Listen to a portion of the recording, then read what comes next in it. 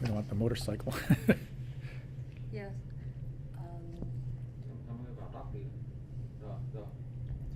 Would you kindly introduce the main feature in the endangered animal is being specially protected in the world in general and in here in particular? There's a crisis in endangered species conservation throughout the world. There's been a lot of news recently about elephant poaching, how the number of elephants in Africa are being slaughtered for their ivory. Same thing with rhinos, with rhinoceroses, with their horns. So around the world we have a number, and tigers are another example too. Tigers are in a very serious trouble. So there are a number of animals around the world that have been severely harmed because of trade.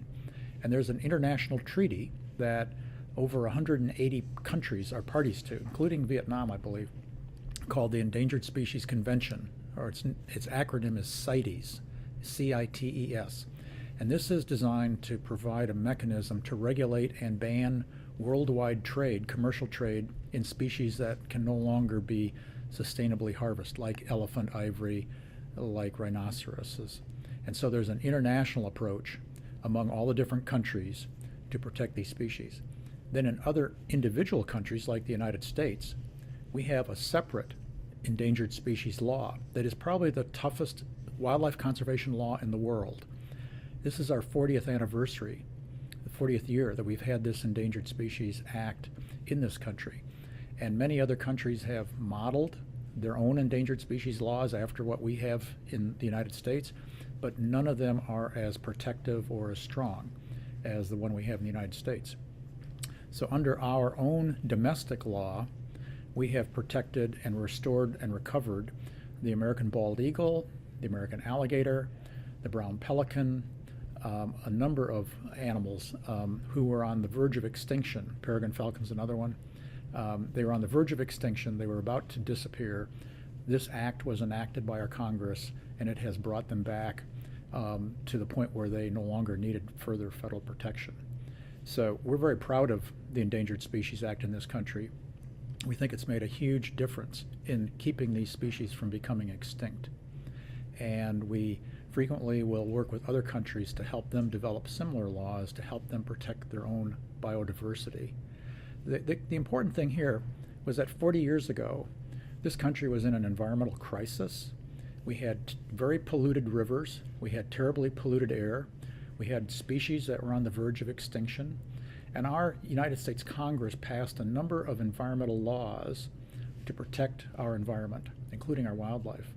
And 40 years later, our rivers are much cleaner, our air and our skies are much clearer and cleaner, and our endangered and threatened species are coming back from the brink of extinction. So in 40 years' time, we've made tremendous progress in this country, and it's because our members of our Congress thought that we should be optimistic and have bold goals to protect our wildlife conservation in this world. We want to make sure that our grandchildren will still be able to see what we can see today.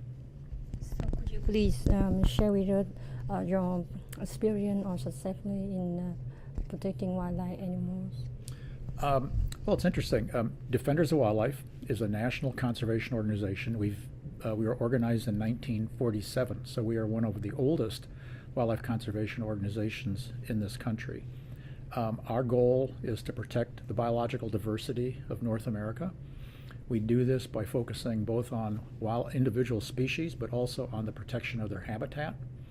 In particular, we focus on our public lands, our national parks, our national forests, our national wildlife refuge areas, and other public lands out west, because these are lands that are owned by the American people, for the American people.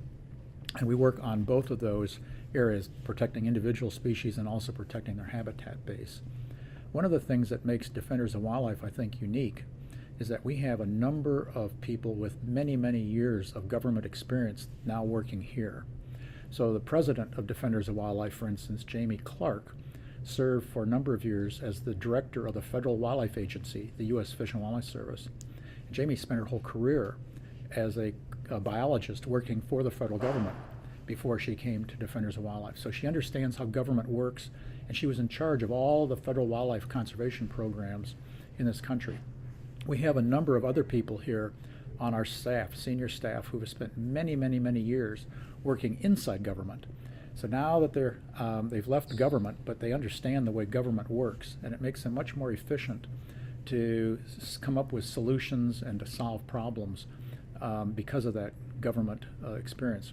We have 4 people, for instance, on our staff who have spent over 120 years working on the Endangered Species Act. 120 years, that's huge. And we have people on our staff who are in charge of whole systems of federal lands like the national parks, national wildlife refuges. So we're a really good blend as a conservation organization in knowing how to work with government. And we use a variety of tools to advocate our views on wildlife conservation.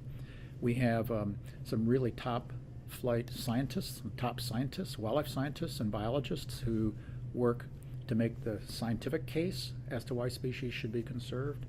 We have a number of lawyers on our staff who, if needs be, are prepared to go to court to argue legally why things should be conserved. We have a number of experts who understand the way Congress works, and so we work with the United States Congress to help protect environmental laws that conserve wildlife. And we have a superb public relations department, communications department, so we use all of these tools for public advocacy to promote wildlife conservation and public land conservation. Excellent.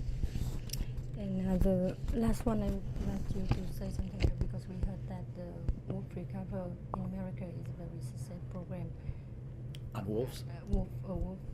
Yeah. Mm-hmm. So can you say that? Well, the U.S. Fish and Wildlife Service, the Federal Wildlife Agency, has proposed to remove all federal protection under the Endangered Species Act from wolves, gray wolves. We strongly disagree with that decision, and we are doing what we can to persuade the government not to do that. We believe that it's very premature. It's way too early to walk away from wolf conservation and wolf protection in this country.